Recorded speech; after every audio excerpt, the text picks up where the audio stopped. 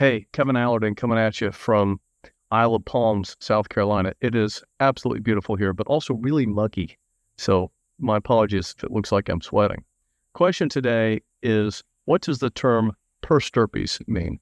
It's hard to find a will or a trust that doesn't include the term per stirpes.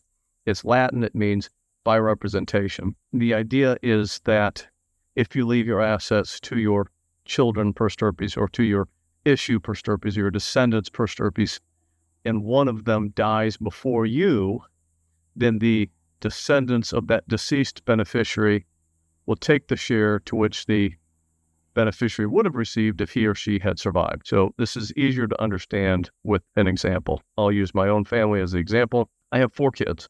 My oldest son is married and has 2 kids of his own. My second son is married with no kids. Third and fourth kids, unmarried, no children of their own. So as long as all 4 of them survive, then when I die, each gets an equal 1/4 share. That's pretty easy. What if my oldest son dies before me? My assets still would be distributed into equal fourths. Each living child would get a 1/4 share. The 1/4 for my deceased child would be set aside and distributed to his 2 kids, 1/8 each. Let me switch it up.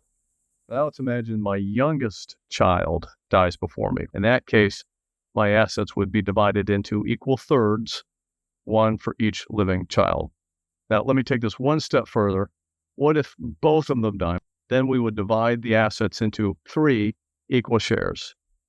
My 2 living children would get 1/3 each. The 1/3 for my oldest son would be set aside and distributed to his 2 kids, 1/6 each. That's how per stirpes works.